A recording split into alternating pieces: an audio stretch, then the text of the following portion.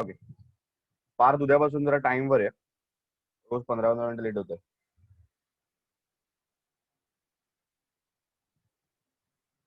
Sorry, sir. Okay. Ind AS on measurement based on accounting policies. Now there are 3 units in this chapter. That is the fourth chapter. So Ind AS on measurement of accounting policies. So unit 1 talks about Ind AS 8. Okay. So this Ind AS we have to read with Ind AS 1. Okay. Which we read in the very beginning. So this Ind AS 8 talks about accounting policies, changes in accounting estimates and errors. So it is very similar to accounting standard we had done earlier at inter level. So that also dealt with accounting policies, changes in accounting estimates and errors. So there are 3 parts basically in this standard. We'll be talking about accounting policies, estimates and errors.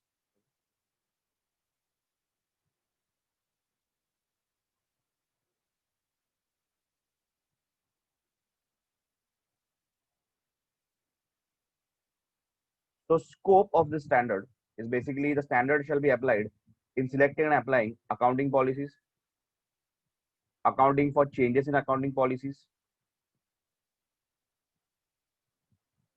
accounting for changes in accounting estimates, and accounting for corrections of prior period errors. So this chapter deals with these 4 things actually. So selecting and applying accounting policies, accounting for changes in accounting policies, if any, accounting for changes in accounting estimates, and accounting for corrections of prior period items. So we'll see each of them. Now, what are accounting policies? Accounting policies are the specific principles, basis, conventions, rules, and practices applied by an entity in preparing and presenting financial statements. Normally, this is what the standard says. So, application of a standard is also basically an accounting policy only. Okay. So, accounting policies are the specific principles, basis, convention, rules, and practices applied by an entity in preparing, presenting financial statements.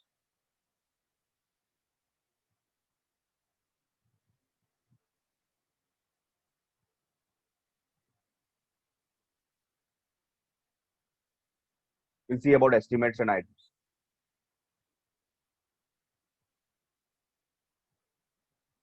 Estimates and errors. Okay.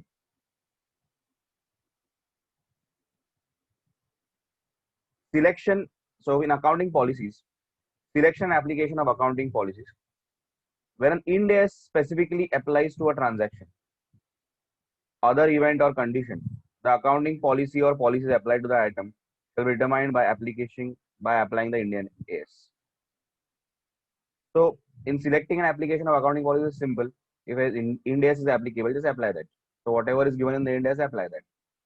So when an Ind AS specifically applies to a transaction, other event or condition. So for event or event can be basically there is one more Ind AS which we're studying tomorrow, which talks about events happening after the balance sheet date. So something like there is a fire in the factory after balance sheet date, or some uh, debtor who goes bankrupt after the balance sheet date, something like that. So there is a standard for that again. So when an Ind AS specifically applies to a transaction, other event or condition, the accounting policy or policy applied to that item shall be determined by Ind AS, whatever is Ind AS. Ind AS 1, the first one we studied, narrates the importance of accounting policies, that every company has to have proper accounting policies, consistent accounting policies. But Ind AS 8 goes a step further and gives guidance to the entity as to how to select and apply accounting policy. Okay.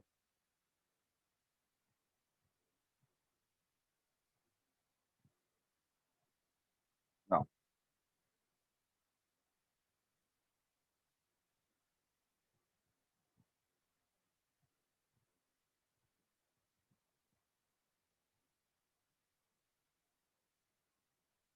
now the rule is, even in Ind AS 1, we understood that the accounting policies have to be consistent.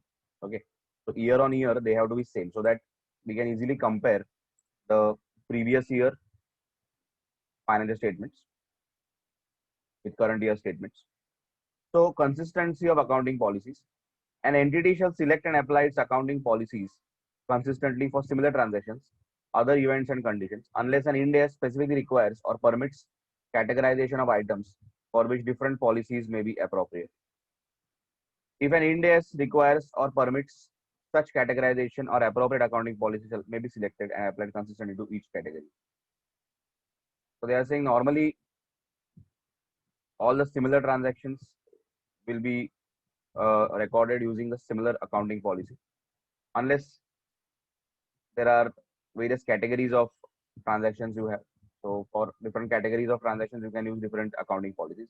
If the Ind AS permits, if the Ind AS says so, key you can record this category like this, then you can do that.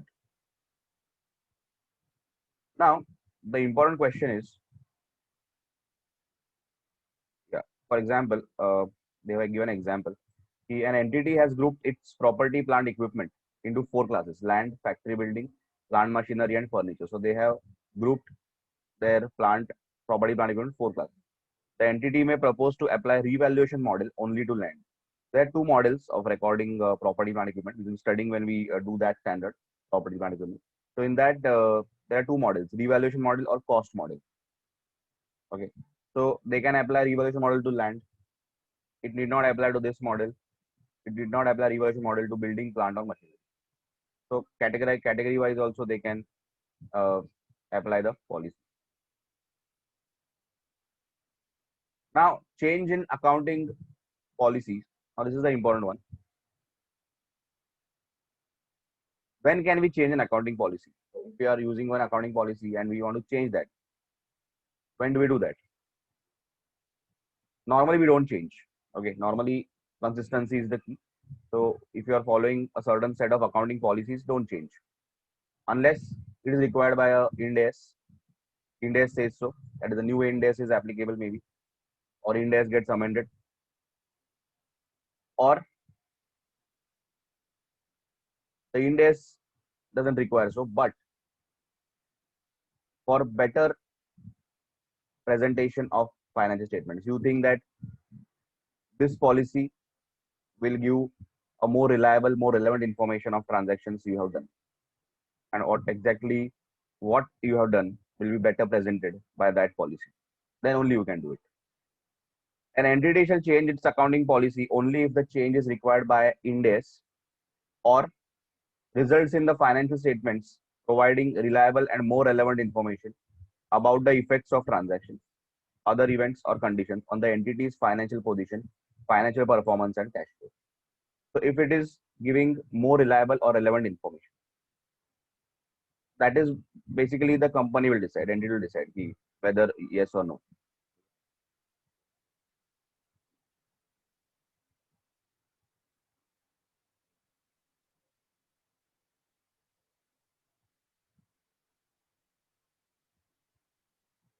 Now, this is a very easy standard. As what we did till now. In fact, the revenue recognition part was very difficult. Now, this part is very easy. Okay, we'll be like finishing one standard a day. Okay, and this is basically based on accounting standards only. So nothing new as such. So we had accounting standard which spoke about accounting policies, change in estimates, prior period errors. It is similar. So can an entity voluntarily change one or more of its accounting policies? So this can be a question asked in the exam also. They will give you a whole case, and the end where they will ask, can an entity voluntarily change one or more of its accounting policies? Same answer that was wrote above. That a change in accounting policy can be made only if the change is required or permitted by Ind AS 8. As per para 14 of Ind AS 8, an entity shall change an accounting policy only if the change is required by Ind AS or it results in financial statements providing reliable and more relevant information about the effects of transactions, other events or conditions on the entity's financial position, financial performance, or cash flows. So if it is providing better, reliable, and relevant information, then you can change the policy. Otherwise, no.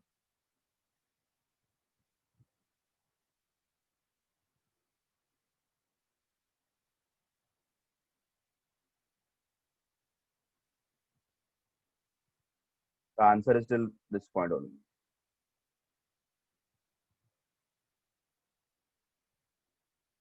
Then uh, entity ABC acquired a building for its administrative purposes and presented the same as property, plant, equipment.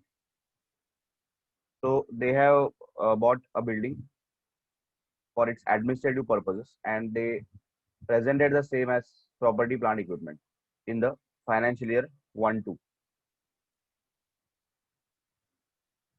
So they are using it basically for administrative purposes. Basically, they are using it for maybe the corporate purposes. They have their main office there, head office, something like that. During the financial year 2-3, that is the next year, it relocated the office to a new building. They shifted the office to a new building. So the original building became vacant. And so they leased the said building to a third party. So they leased out. So now they are not using it, they are leasing it out and they are getting rent off. Following the change in the usage of the building, now as they are not using it and they are getting return from that building, entity ABC reclassified it from property, plant, equipment to investment property in the financial year 2-3. So there are two standards basically: property, plant, equipment, and investment property. So the entity thinks that originally they were using the building for office purposes. So obviously they classified it as property, plant, equipment, and they will be depreciating that. Now, as they have leased out and they are not actually using it as such, so they have leased it out. That becomes investment property. So now the category has changed. Okay. So they will be reclassifying the item as an investment property. Should the entity of ABC account for change as a change in accounting policy? So ABC reclassified it from PP to investment property in the financial 2-3. Should it be a change in accounting policy? Now,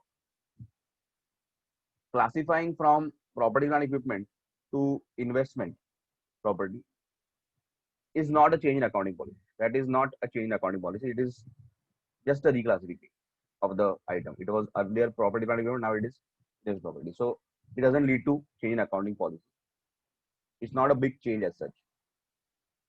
So Ind AS provides that application of an accounting policy for transactions, other events, or conditions that differ in substance from those previously occurring are not changes in accounting policy.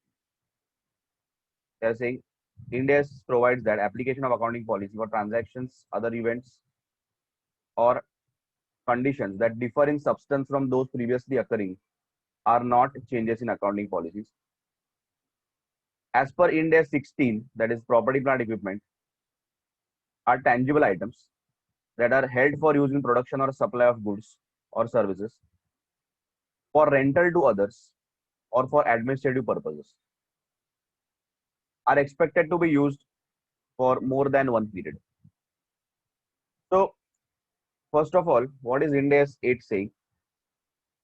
So, they are saying that if whatever transactions have been done till now, and now you are doing new transactions, new set of transactions. So obviously you will be applying maybe new accounting policy for those transactions because, for example, earlier they were using it as an office and now they are using it as a they are giving on a lease. Now these are two different types of transactions. Okay, if it was the same transaction and they had changed the policy for recording that, the same transaction they had changed the policy of recording that, then we would have said it was changing accounting policy. Here, what is happening? These are two different transactions. Earlier they were using it as an office, now they are letting it out. So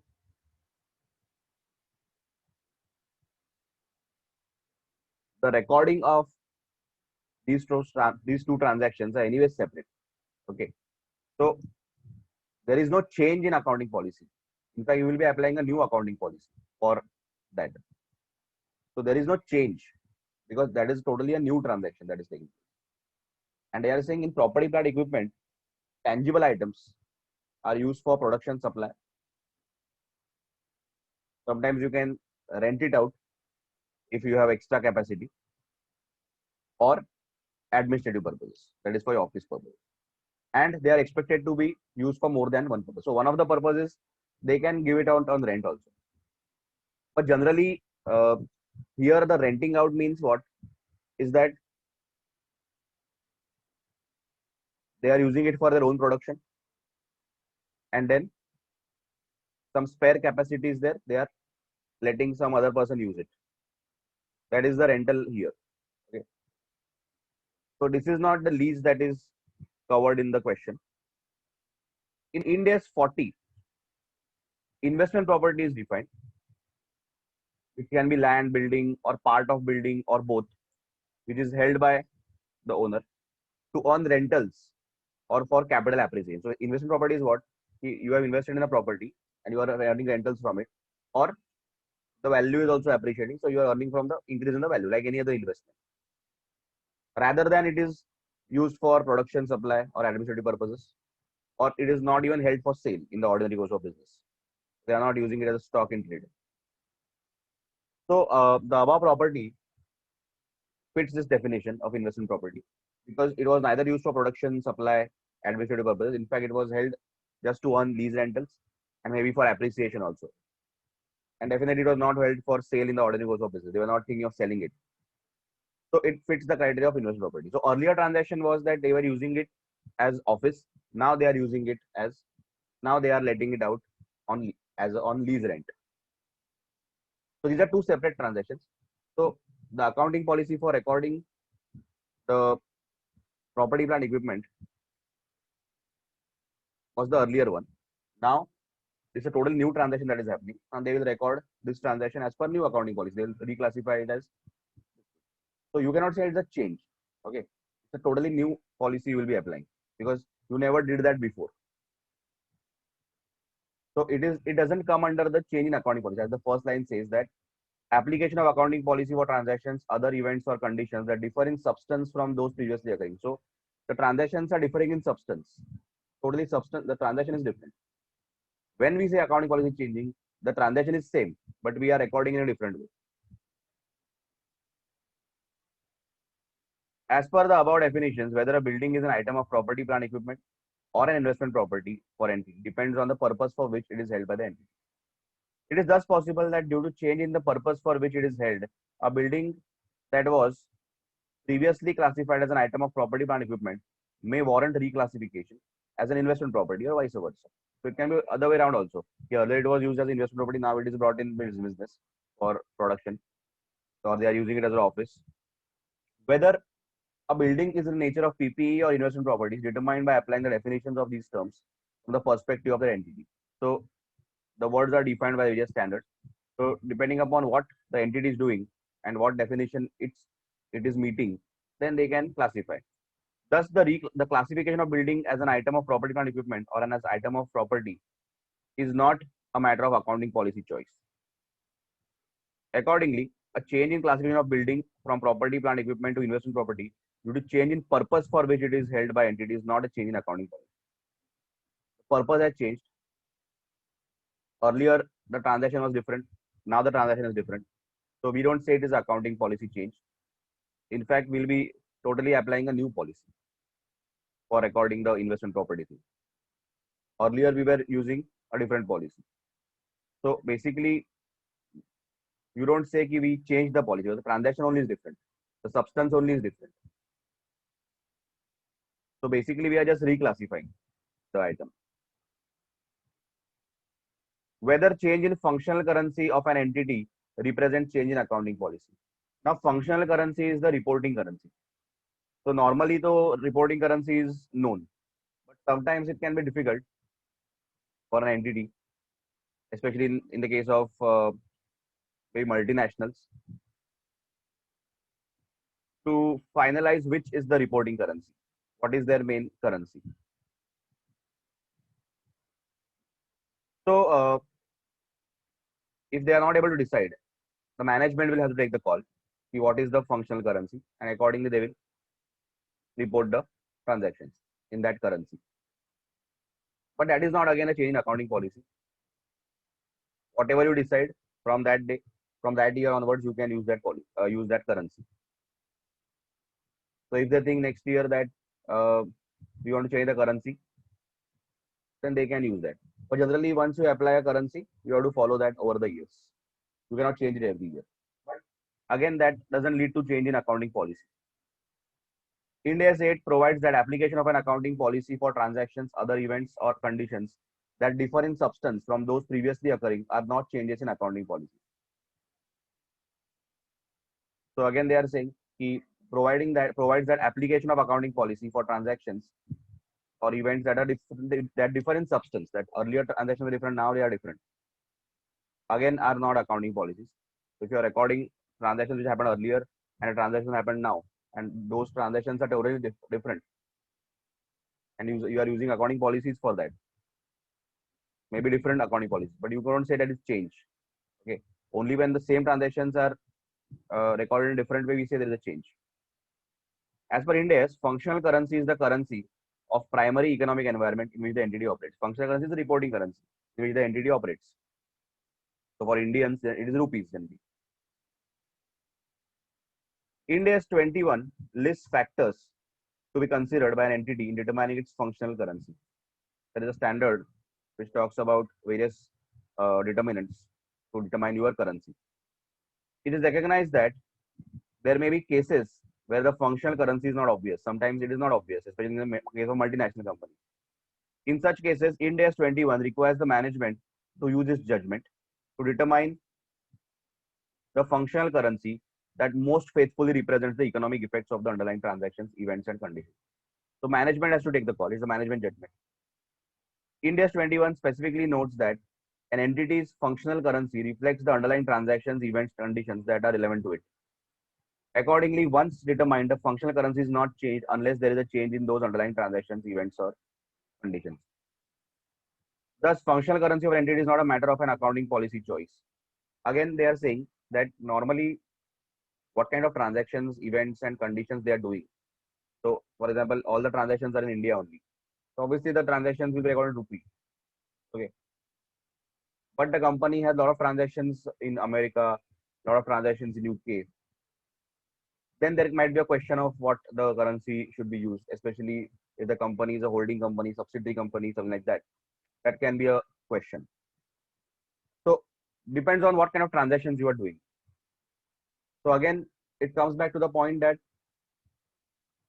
earlier transactions are different, now the transactions are different. So because of that, maybe you will change the currency that you are reporting in. So again, substance is different. So substance is different, so we cannot say it's a change of accounting policy. Okay. So in view of the above, a change in functional currency of an entity does not represent change in accounting policy. And Ind AS 8, therefore, does not apply to such change. Ind AS 21 requires that when there is a change in entity's functional currency, the entity shall apply the transaction prospectively. That is from that date. So for example, from this year, we decide that let's record in rupees. This year only we'll record in rupees. Retrospective application is not needed. The entity shall apply the transaction procedures applicable to new functional currency prospectively from the date of change, from that year only. So retrospective amendment won't be needed. From that year only you can change. At the same time, you will change the currency only when the transactions you are entering are totally different than the before transactions. So you cannot say that you are recording the same transactions in a different currency. So it is not an accounting policy change.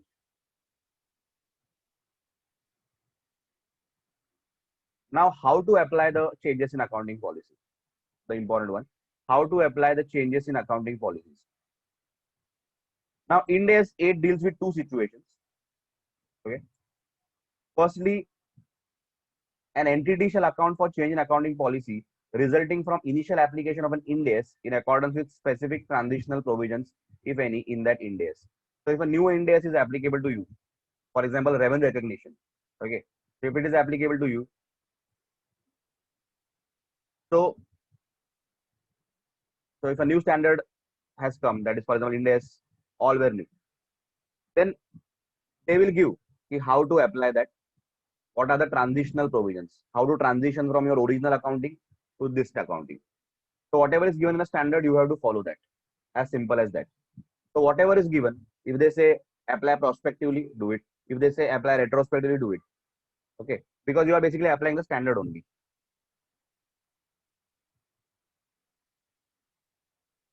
So an entity shall account for change in accounting policy. Basically, change in accounting policy is what? Basically, application of a new standard is the most common. Okay. So an entity shall account for change in accounting policy resulting from initial application of Ind AS in accordance with specific transitional provisions, if any, in that Ind AS. So whenever Ind AS was applicable or new Ind AS comes, then the Ind AS will say okay, this is the transitional provision, this is how you apply. So they will be giving the transitional provisions, how to apply the new standard. So they will say ki whether retrospective effect is there or whether there is a prospective effect from this year only you have to change, like that. If a change in accounting policy is due to new Ind AS, then generally the standard itself will provide the transitional provisions. That is the provisions applicable on initial application of the standard, such as method of application, retrospective, prospective, or modified retrospective, availability of any transitional relief. Some relief they will give. For last year only you can amend, or current year only you can make the changes. No need to do it retrospectively. In such cases, the entity needs to follow the transitional provision. Obviously, you will follow the standard. This is one case. Then when an entity changes an accounting policy upon initial application of a standard, so there is a new standard that comes or new standard is applicable to you. You change the accounting policy as per that. But the standard does not give any provisions to transition from old to this to new standard. So that does not include specific transitional provisions applying to that change or changes an accounting policy voluntarily. It can apply the change retrospectively. So in the point two, there are two cases. Ek to you are applying a new Ind AS, but they have not given how to transition. So should the effect be prospective or retrospective? They are not given. Then in that case, do retrospective amendment. Retrospective is what? Basically, uh, comparatives. So for the current year, suppose for example 1920 we are presenting, we will present a comparative also. So 1819. So minimum one comparative is to be there. Plus if you can also present 1718 with that. So 1920, then 1819, 1718 if you are presented. So all the comparatives presented will be amended retrospectively. So whatever you are present, that is earliest statement presented in your current statement, even the comparatives need to be amended. And you show that in the notes that you have amended retrospectively. Also, if there is no new Ind AS applying to you, but you still change an accounting policy voluntarily, it shall apply the change retrospectively. The second is you change the accounting policy. We saw that the accounting policy can be changed in two cases. Ek to when Ind AS says so, or secondly when you think that it will better reflect your financial transactions. That the policy will be more relevant or more transparent for the users. It will give a better picture of the transactions you have done. Then you can change that voluntarily. Then also apply retrospectively. Retrospectively is again for all the statements you have presented in the current year statements, amend retrospectively. The comparatives also you amend.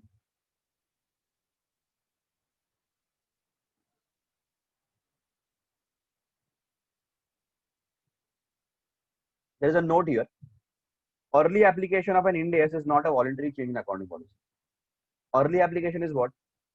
That when a new Ind AS comes and they say from this date you can apply this, but you apply early, then it is not a voluntary change. It is a normal change only, because someday or the other you will have to apply that. Now, sometimes it might happen that an entity is in a specific business and there is no proper Ind AS for that transaction. So suppose I am in a transaction, maybe I am in software business.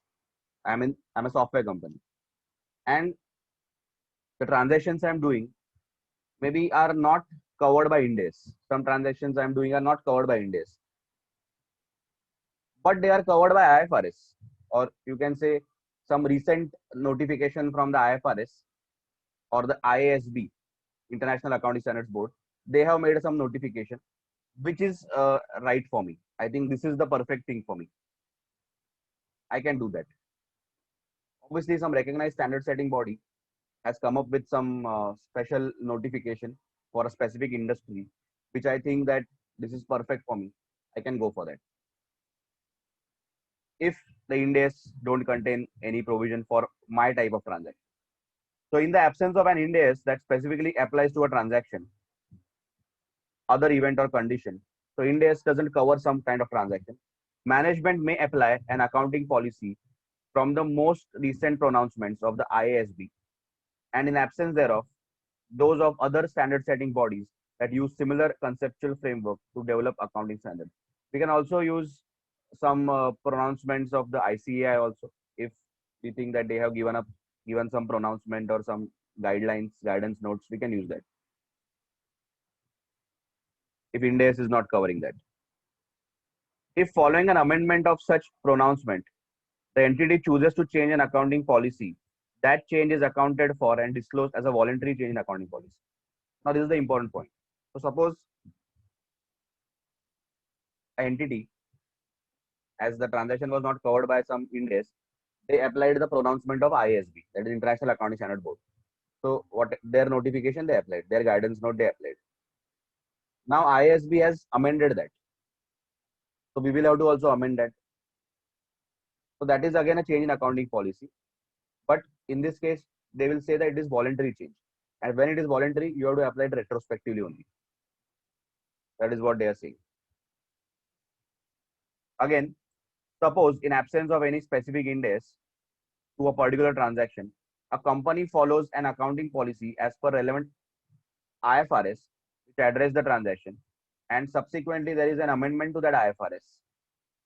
Then the company may change its accounting policy as per that amendment. In such cases, it will be considered as if the company is making the change voluntarily, and accordingly, change in accounting policy should be applied retrospectively. Whenever there is a voluntary change, it has to be retrospective only. Or the different point was, whenever you are applying a Ind-AS, different new Ind-AS, and they have not given transitional provisions, also you apply voluntarily. If they don't specify anything, then voluntary. If they specify that only prospectively use, then prospectively. Like just now we saw Ind-AS 21, functional currency. They said ki whenever you will change it prospectively only. Like that. Ind-AS 4, sorry, illustration 4, sorry. An entity developed one of its accounting policies by considering a pronouncement of an overseas national standard setting body in due accordance with Ind-AS 8. So entity applied one of the policies based on the pronouncement of an overseas national standard setting body like the IASB, or they applied the IFRS. Some pronouncement they had made, some announcement they had made, some notification. It was applicable to us, so we use that. Would it be permissible for the entity to change the policy to reflect a subsequent amendment in that pronouncement? We saw that whenever you have already applied the pronouncement and there is a subsequent amendment in that, obviously you'll have to change the accounting policy as per that amendment, and you will have to do it retrospectively because it is a voluntary change.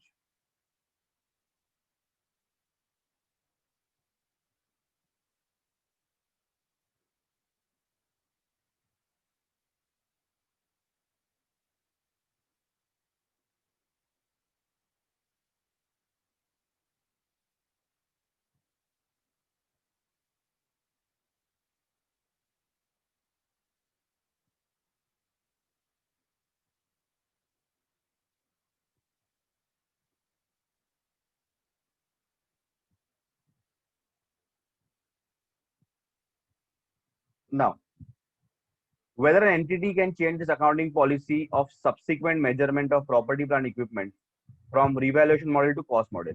So these are two models in which we record property, plant, equipment, either revaluation model or cost model. We'll be studying later.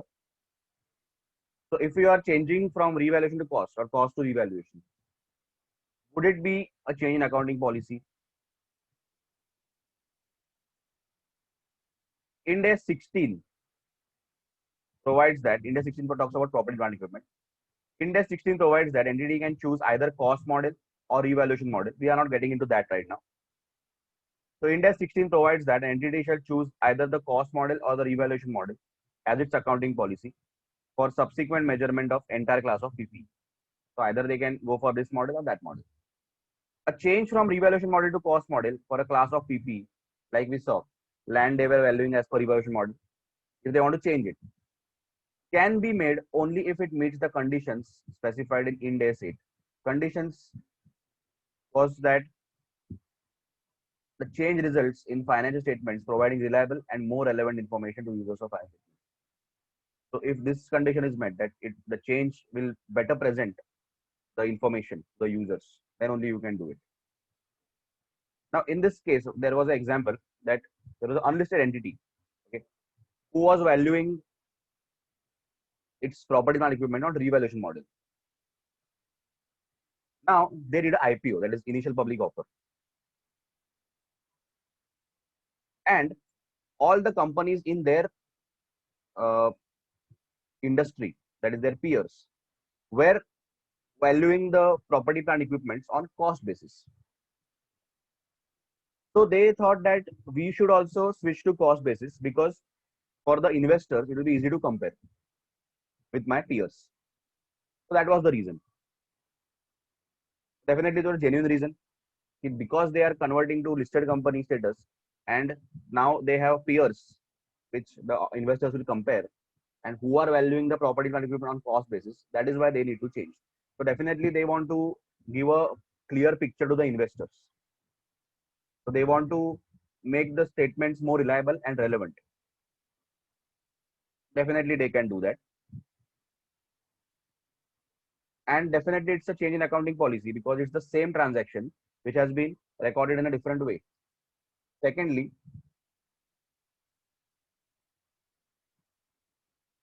this comes under voluntary change in accounting policy.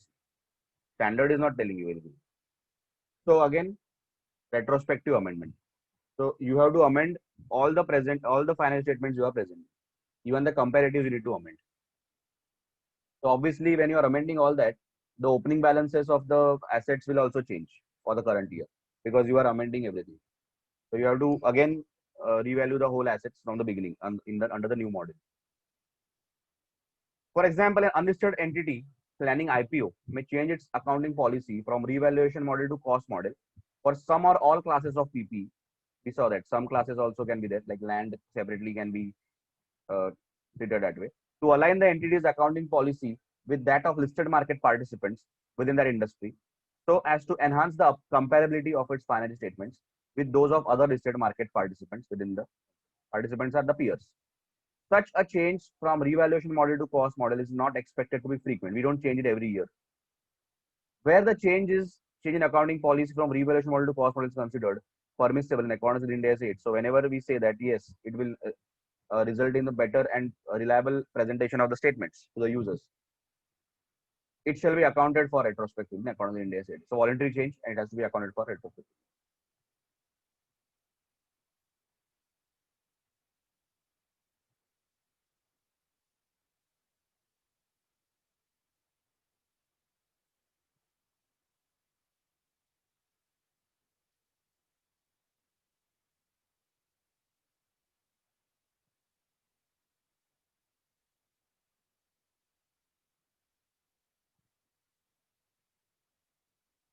Now, when we had studied in the beginning, very beginning, the financial statements of future retail, then we had studied, I think, about,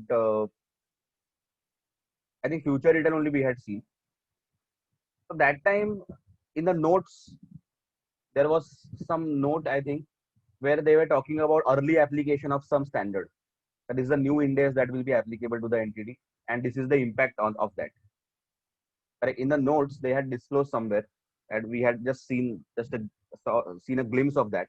That in the notes they had given that this standard, uh, the new standard, which will be applicable. Because as we were discussing, we were seeing the statements of the year, I think 1819 or something. So they were talking about, I think, India's 115 or something. Okay, this is the new standard that will be coming, revenue recognition, and accordingly, this is the impact of that. Plus, they were, I think, also talking about some leases also. So in the notes, they had disclosed that this is a new standard that will be applicable to us.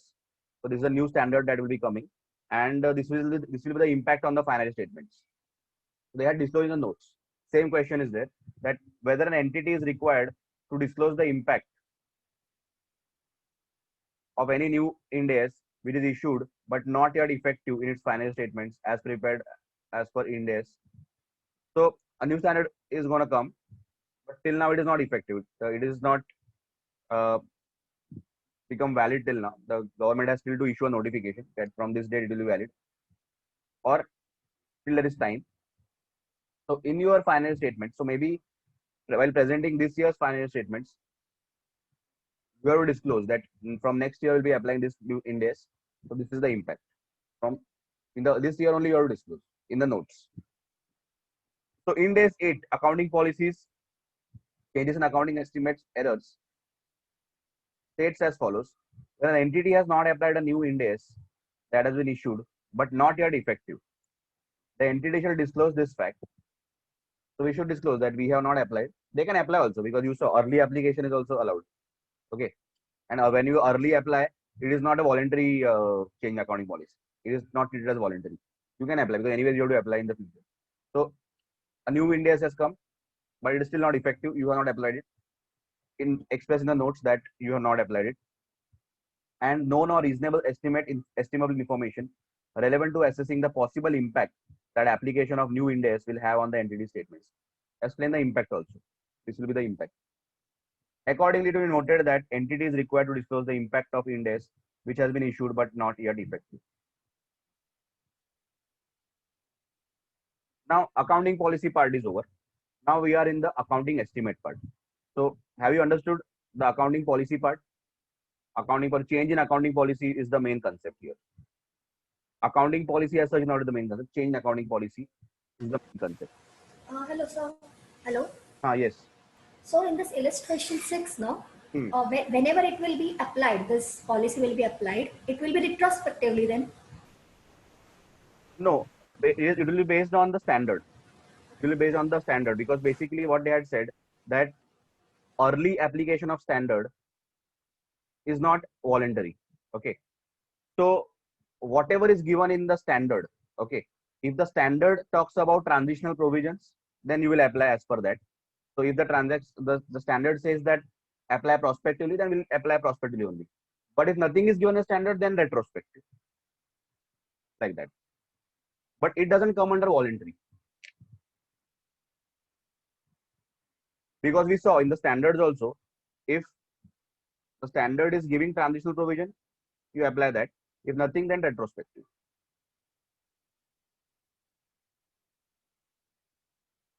I'll mark the exact points for you to write later. Yes. बाकी जना समझ ले ईशान पार. Yes, sir. Yes, sir. Okay. Change in accounting estimates. As a result of uncertainties inherent in business activities. So obviously business activities are uncertain.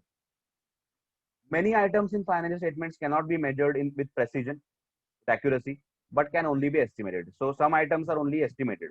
We cannot exactly say this is the amount. Estimation obviously involves judgment based on latest available and reliable information. For example, the estimates may be required for bad debts, inventory obsolescence. What is the actual value of inventory? Fair value of financial assets and liabilities. What is the actual value of assets and liabilities? Useful lives or expected pattern of consumption of future economic benefits embodied in depreciable assets. What is the life of depreciable assets? What's the use? Warranty obligations. Warranty matlab we have sold a product and we are estimating this many claims will come for its repairs. Warranty. So it might be more or less also. The use of reasonable estimates is an essential part of the preparation of financial statement, does not undermine the reliability. So estimation is a part of making financial statements and does not undermine its reliability. Means if you are using estimates in financial statement, that doesn't mean that your statements are not true and fair. Okay, this is part and parcel. Some items have to be estimated only. Depreciation also is estimated end of the day.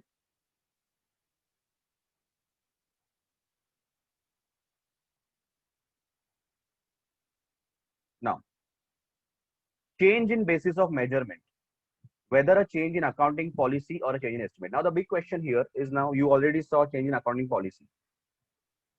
Now, when do you understand that it is a change in accounting policy or a change in estimate? Now, they are saying change in base of measurement. So, for example, the way you are valuing inventory, and now you change that to some other method.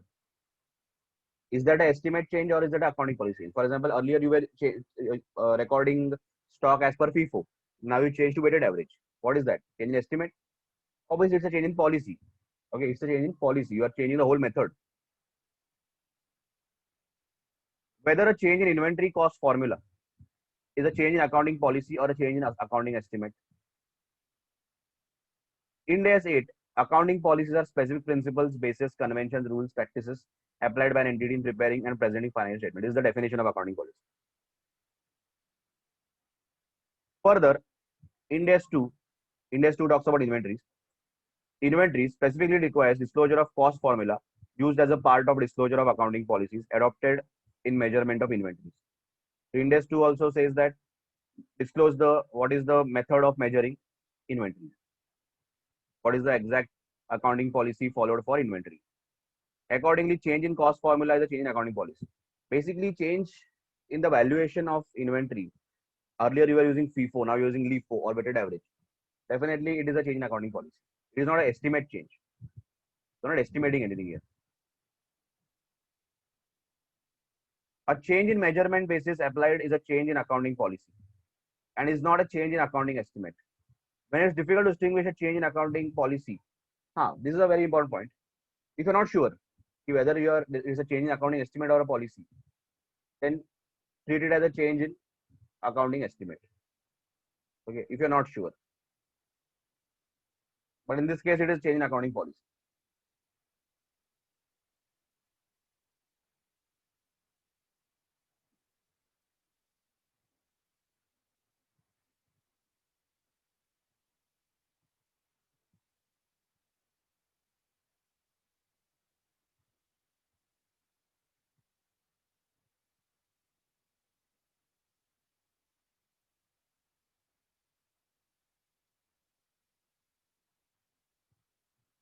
Now, they are not given an example as such, illustration as such, but they have given an example here.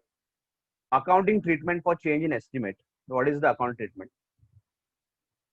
The effect of change in an accounting estimate, except to the extent that a change results in change in assets, liabilities, or equity, shall be recognized prospectively by including it in the profit and loss in the period of change, if the change affects that period only, or period of change and future periods if the change affects both. Normally, the case is now, for example, depreciation. Okay, now you change the estimate of the life of the asset. Okay, normally we do that. Suppose in the beginning we had assumed that the life is 7 years, but maybe it might happen that after the end of the 5th year, you might now understand that the asset will live for 5 years more. So actually the life was 10 years, not 7. So obviously that change in estimation will change the depreciation amount of the current year and also the future years.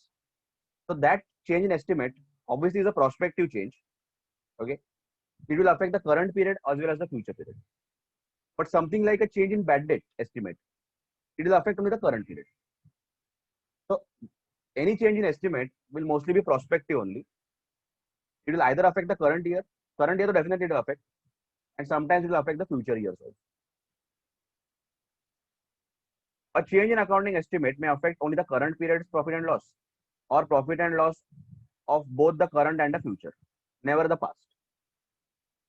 Okay, let's see example of that.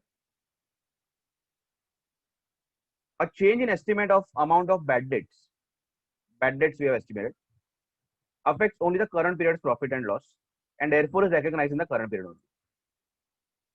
Bad debt will affect the current year only. Change in the estimate of that. However, a change in the estimated useful life of or the expected pattern of consumption of the future economic benefits embodied in depreciable asset affects depreciation expense for the current year and each future period during which the assets remaining useful life.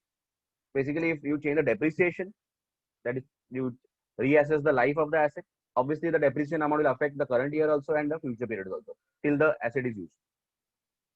In both cases, the effect of changes result relating to current period recognized as income or expense in the current period. It will recognize in the P&L account. And the effect, if any, on the future periods recognized as income or expense in that period.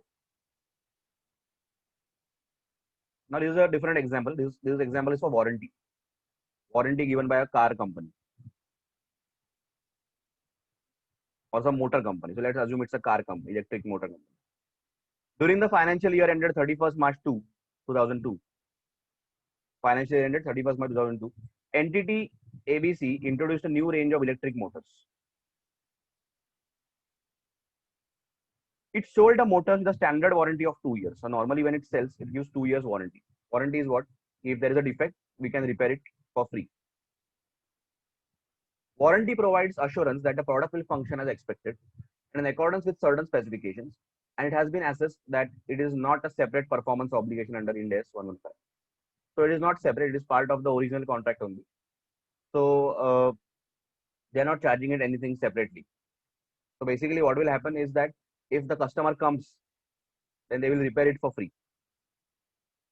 So normally in this case, what happens? They create a provision. Okay, this is the expected warranty provision. So this much expenses might come because they are given 2 years warranty. So they will assess the amount.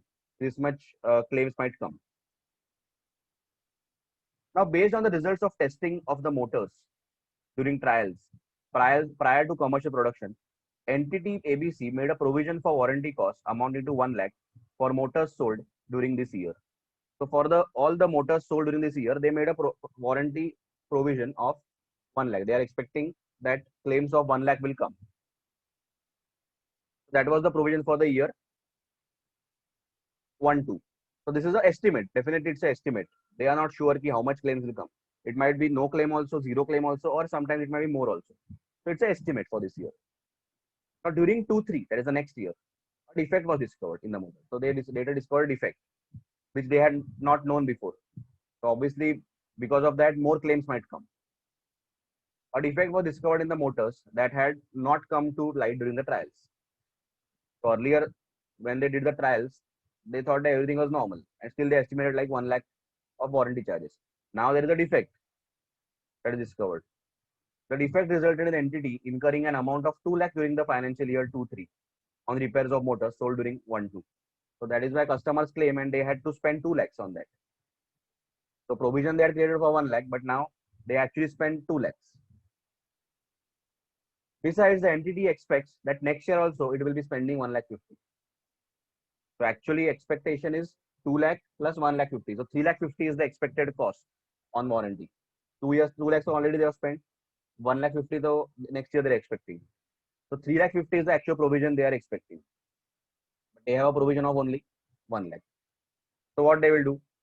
They will recognize 2 lakh 50. They create additional provision. Plus they recognize 2 lakh as the expense of this year. So they increase the provision and show that 2 lakh was spent. So they need to increase the provision by 2 lakh 50 and show that 2 lakh was spent during the year out of that. Besides, the entity expects to incur 1 lakh 50 as costs during the year 3-4 on meeting its warranty obligations in respect of motors sold during the year 2-3. So during 2-3 also they sold. So they're expecting the next year 1 lakh 50 will be the obligations. In preparing its final statements for 2-3, that is this year, the entity would carry forward a warranty provision of 1 lakh 50 because next year they're expecting that in respect of motors sold during this financial year. It would recognize an amount of 2 lakh 50. There is additional provision. 2 lakhs plus 1 lakh 3 lakh 50 minus the old provision. So additional provision they need is 2 lakh 50. In respect of motors sold during 1-2 as an expense of the P&L for financial year 2-3. So in P&L they will record the provision. The warranty provision included in the comparatives would not be adjusted. Here, retrospective adjustment need not be done. Whatever happens will be happening prospectively. The provision for warranty cost in respect of motors sold during 2-3 would be made by considering information concern the defect in motors that came to light during the provision during the financial year. So 2-3 we are increasing the provision because in 2-3 only it came to our light that the motor car had a defect. So you are expecting additional cost. So there is no need to amend retrospectively. So you cannot say the provision was wrong in the earlier years because as the information came to light, you made the changes. So there is no need to retrospectively amend in this case because change in estimate happen only prospectively.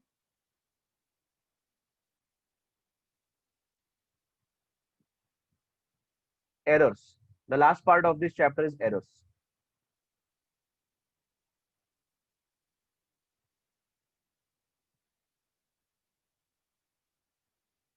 Ind AS 8 deals with treatment of errors that have taken place in past. So we are talking about past errors which are not revealed. So errors can happen definitely. So we'll have to correct them. So Ind AS 8 deals with treatment of errors that have taken place in past but were not revealed at that time. That time we didn't know it was error. The error can be as simple as we had classified an asset as non-current, but actually it was current. That can also be error. So in this year we'll reclassify. Plus we'll do it retrospectively. That is even the comparators will reclassify. Because error is error. Subsequently, when they are revealed, whenever we came to know that this was the error in the recording, it is necessary to correct such errors in the financial statements and make sure that financial statements present relevant and reliable information in the period in which they are revealed. Obviously, the whole idea of applying Ind AS and making the statements is to present a reliable and relevant information. So if errors are there, immediately correct it.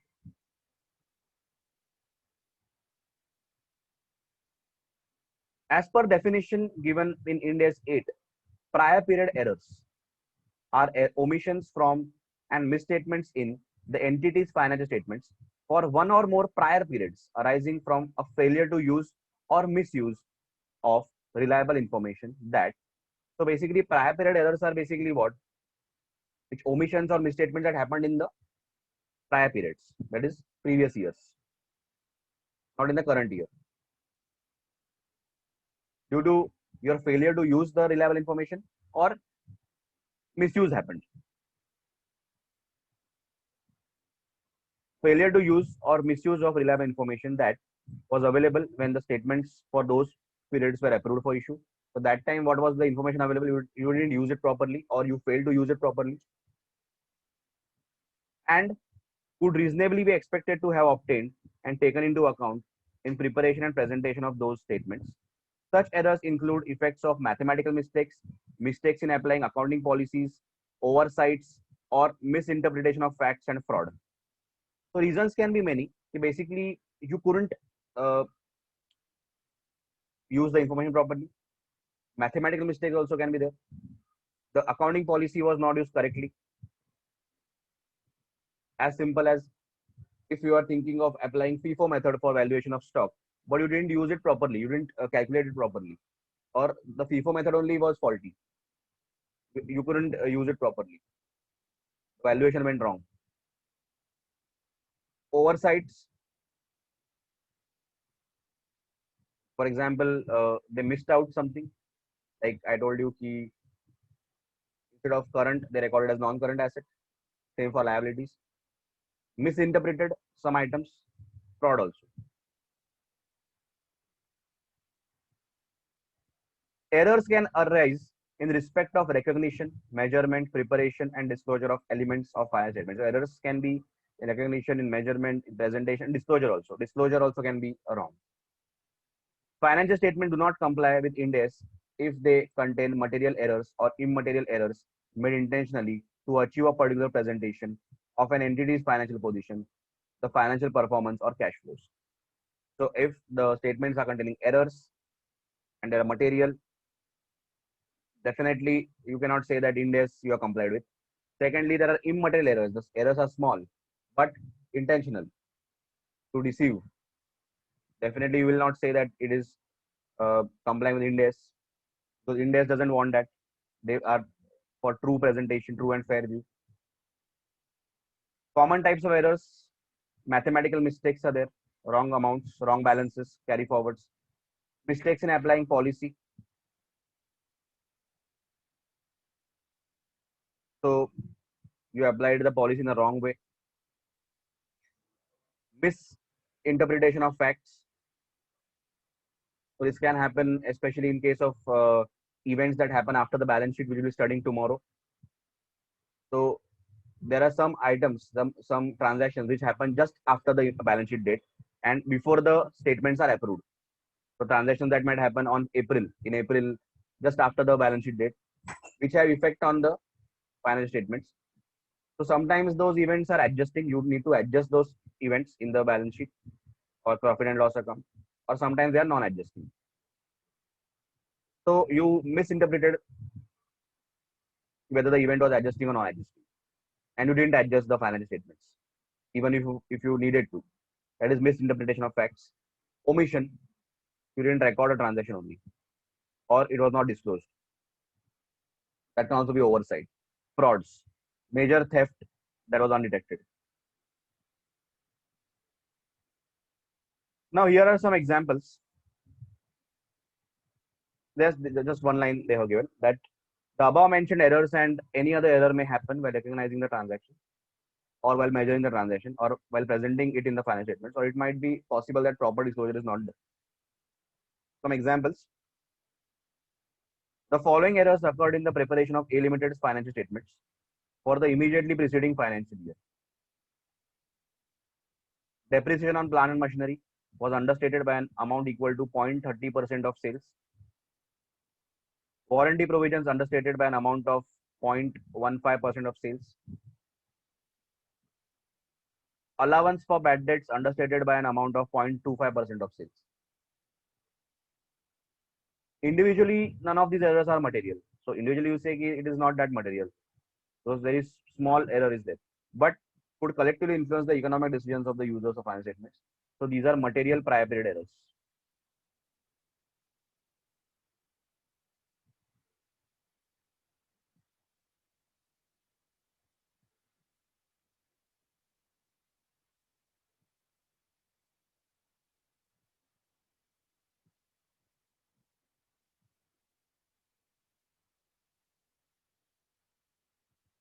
Illustration 8. An entity has presented certain material liabilities as non-current in its financial statements for periods up to 31st March 2001. So up to 31st March 2001, they have treated some material liabilities, some important liabilities as non-current. Now, while preparing the statements for year ended 31st March 2002, that is the current year, the management discovers that these liabilities should have been classified as current. They were never non-current, they were current. The management intends to restate the comparative amounts for the prior period presented as at 31st March 2001. So now they are going to restate the prior period amounts also. That is, for this year, they will be presenting 31st March 2 statements, that is 1, 2, and plus 0, 1 also.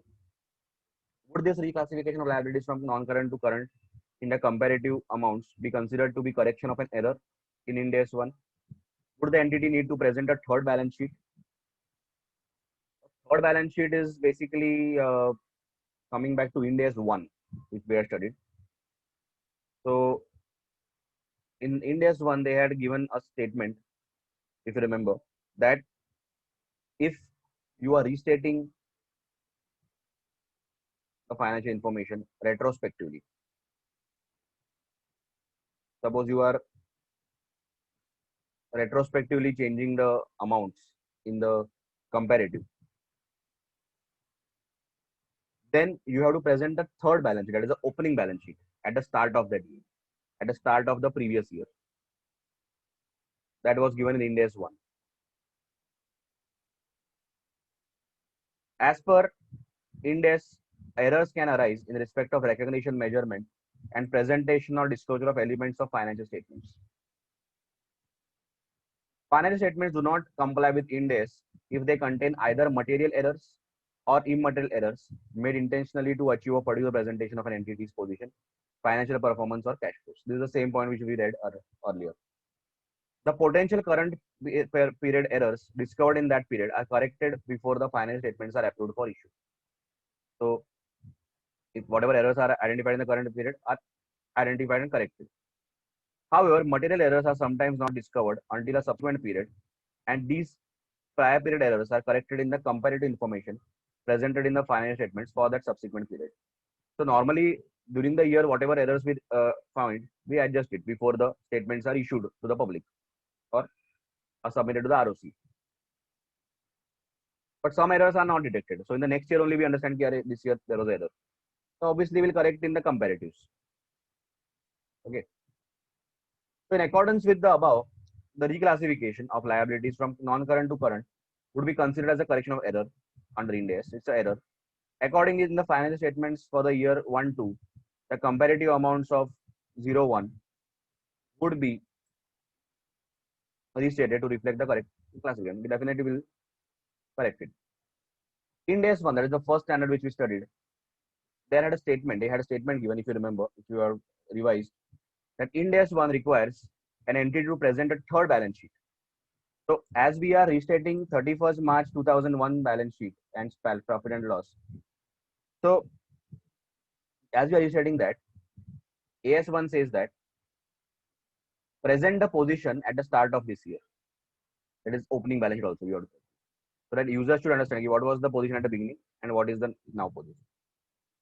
Ind AS 1 requires an entity to present third balance sheet as at the beginning of the preceding period.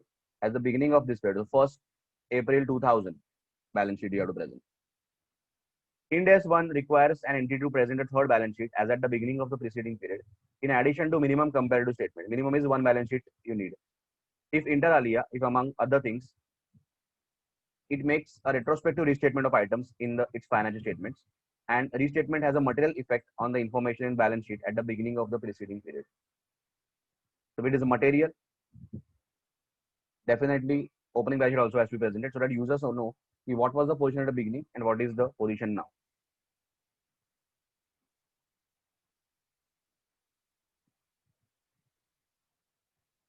So they have said an entity has presented certain material liabilities in non-current for periods up to 31st March 2001. Correct. So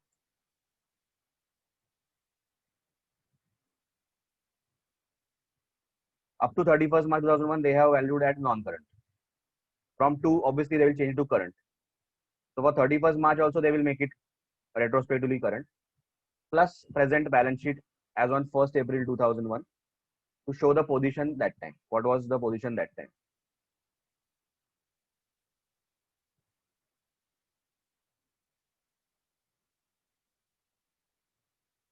Accordingly, the entity should present a third balance sheet at the beginning of the preceding period, that is at 1st April 2001, in addition to comparatives for financial year 1, 2001.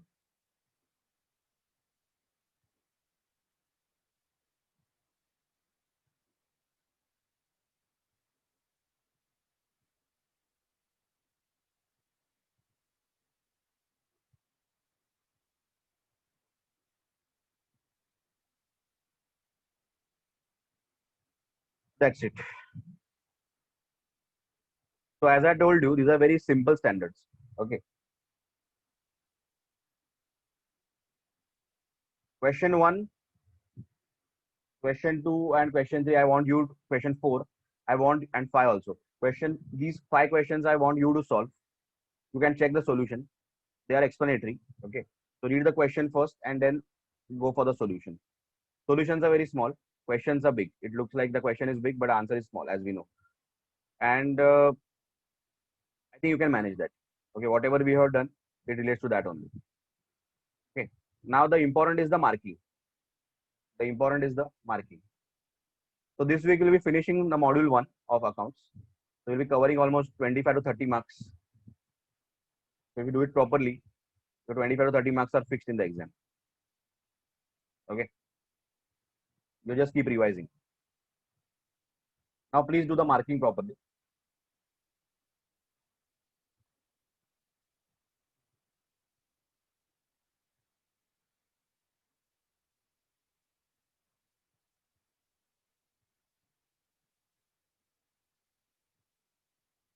So this is a very light standard as compared to what we did till now. Very light. So it is always good to have a mix of heavy topics and light topics. Okay. So it recharges our batteries for the heavy topics again. Tomorrow also it's a very easy topic. Scope 1.3, the whole thing. The whole thing as in till these points. This 4 points. Okay. Then definition of accounting policy. Only accounting policy. Please mark properly.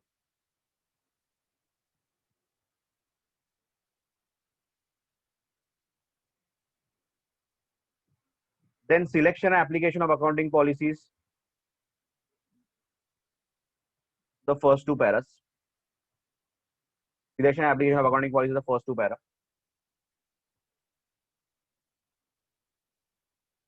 1.5.1, 2 paras. We can write a code like 1.5.1, 2 para.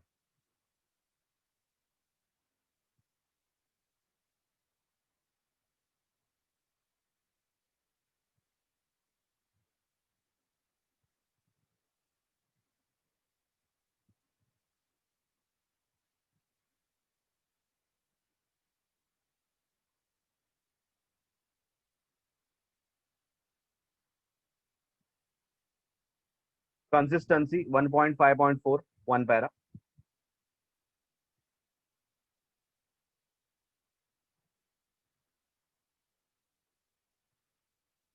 In that you can write the example as well. The example also you can add. So 1.5.4 para and example. Then 1.5.5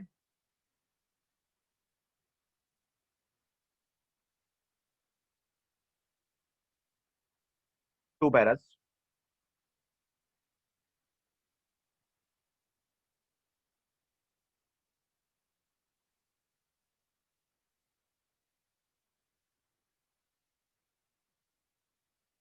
Then illustration 1. Illustration 1, the answer is still point A, B.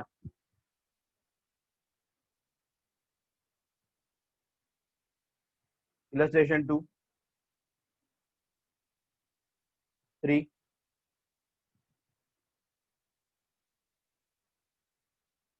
Then how to apply changes in accounting policy is very important. 1.5.5.1. 1.5.5.1. The whole thing. The whole thing. Then illustration 4.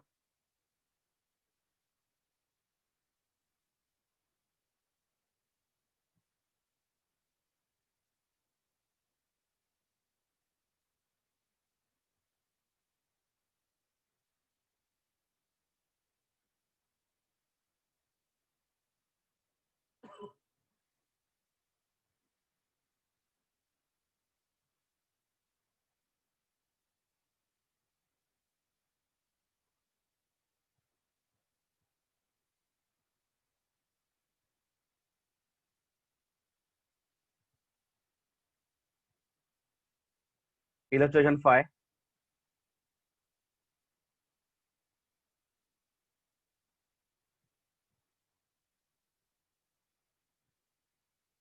6.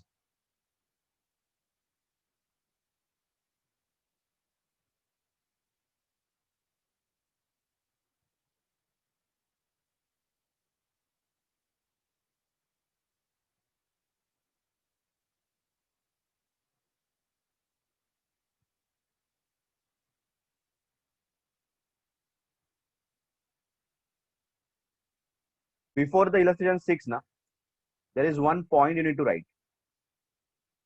This point. Just below the blue box.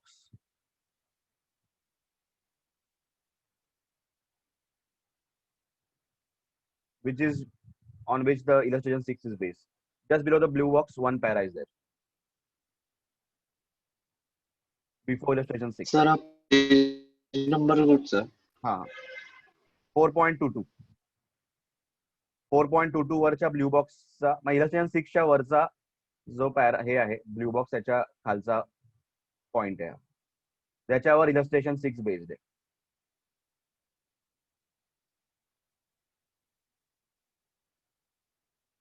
Please हा important आहे. त्याच्यानंतर change in accounting estimates 1.6. 1.6 मध्ये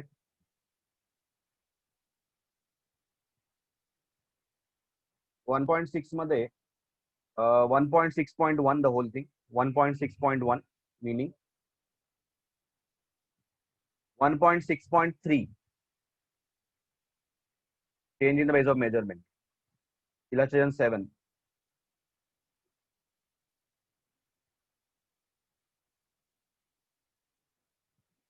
One point 6.4.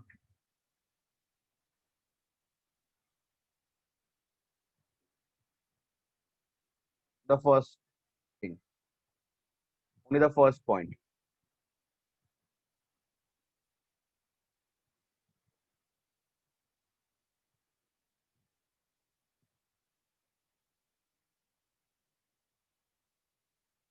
You can use this example also. Both the examples. Under 1.6.4, there are two examples given. Example, example. Illustration is different, example is different. These two examples, that warranty and all that you can write.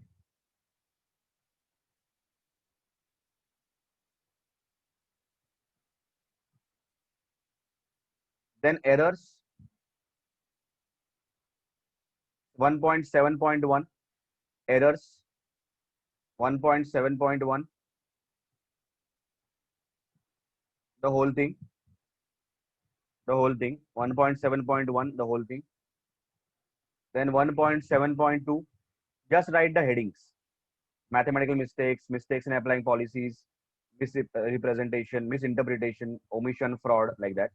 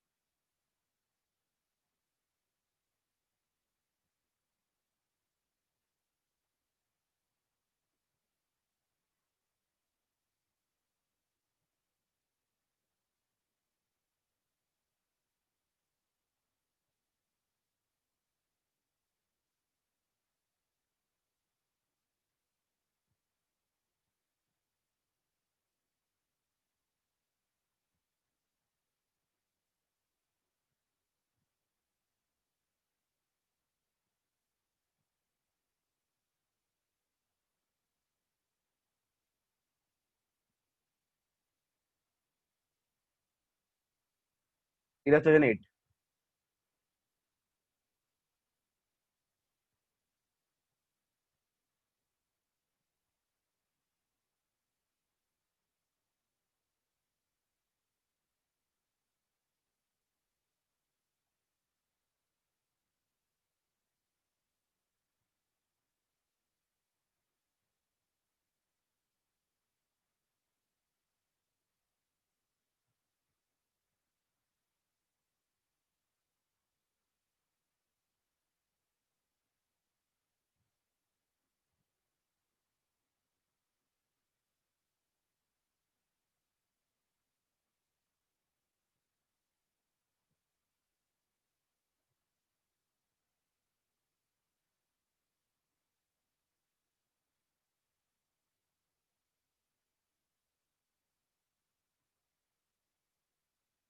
This also before 8. Now you can write this also.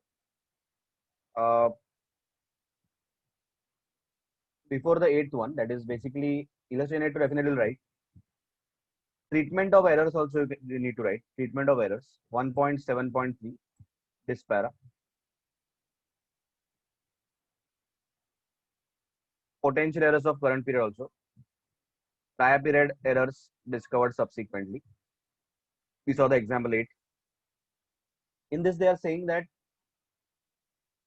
the error discovered relates to the comparative prior period presented, which we saw in example 8. So they are saying unless impracticable, an entity shall correct material prior period errors retrospectively in the first set of financial statements approved for issue after their discovery by restating the comparative amounts for the periods presented in which the error occurred. So that we did in 8th sum.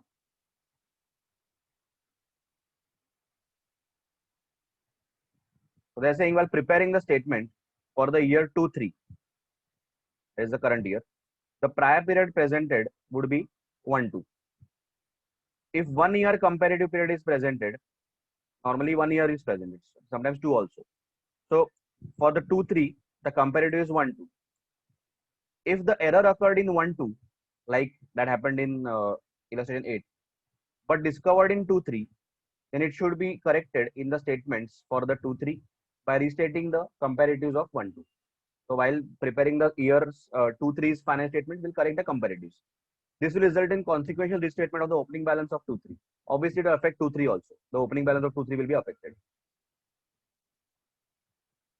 So obviously, 2-3 will also be affected, but we are doing it retrospectively. So what was the error? The error was in 1-2. So we amended the comparatives in 1-2. So this is a case of the heading error discovered relates to comparative prior period presented. So it was relating to this period only. So we corrected. Now, one more case is there. Error discovered relates to period before the earliest comparative prior period presented. So error is actually before that, before this period. It is not for this period, it is actually before this period. Then what? So for example, the error relates to, for example, this is 2001-2. Error relates to 95-96. Then what? They are saying error discovered relates to period before the earliest comparative prior period presented. So even before this period, the error was there. If the material error occurred before the earliest period presented, that is, earliest period presented is this year. In comparatives, the earliest period presented is the comparative statement. So for 2-3, the earliest period presented will be 1-2. Okay, if they are presenting one statement along with the current period. So if the material error occurred before the earliest period presented, an entity shall, unless impracticable, correct the same retrospectively in the first set of finance statements approved for issue after their discovery by restating the opening balance of assets, liabilities, and equity for the earliest period presented. Here also, in this case, you will have to amend retrospectively. Obviously, you will not be presenting from all the comparatives for all the last 5-6 years. You're presenting comparatives for maybe only 1 year. So obviously, amend that. Also amend its opening balances, because the error was coming from the beginning. Okay, so it's the current the last year's opening balance will also be changed. So opening balance sheet and all also will be changed. So for example, in the 8th sum, we were supposed to present the opening balance sheet also. That also you have to amend, because the error related to earlier periods, because since the very beginning they were recording that way. So even in the opening balance sheet that we are presented in 8th question, in the 8th question, what we are doing? We are presenting current year, comparative, and opening balance sheet of the comparative. That also you need to amend. So restating the opening balance of assets, liabilities, and equity of the earliest period present.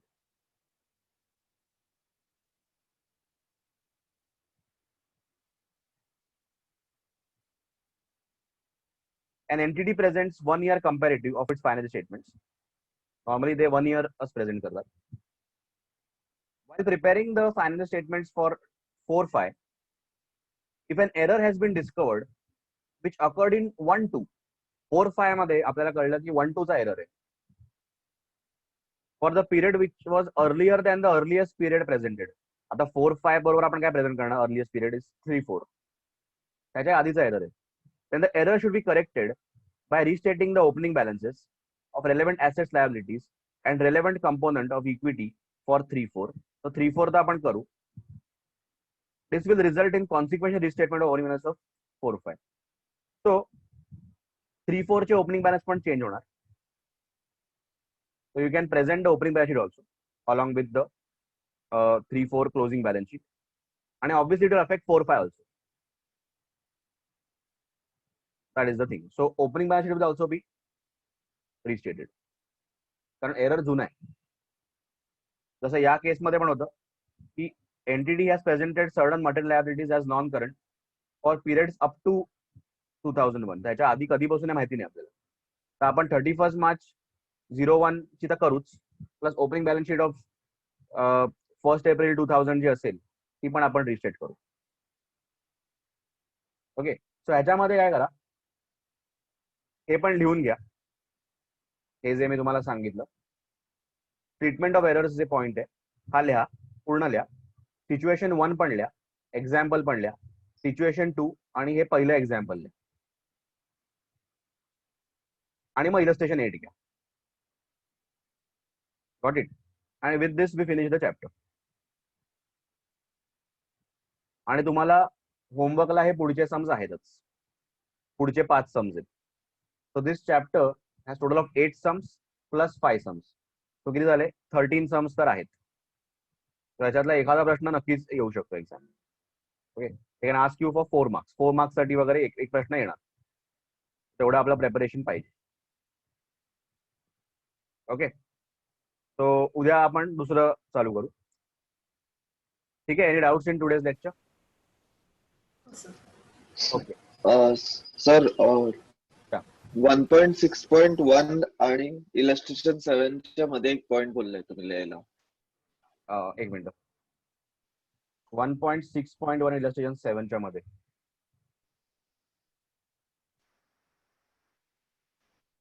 हे सगळे point important आहे. आपण काय करतोय, आपण सगळं important काढतोय बाहेर आणि तेवढंच वाचायचं. हा, इलस्ट्रेशन 7 च्या आधी, हा याच्या आधी काय, याच्या आधी मी हे बोललो 1.6.3, कारण ह्याच्यावरच हा क्वेश्चन बेस्ड आहे, change in basis of measurement. Okay, आणि 1.6.1 बोललो मी, मिनिंग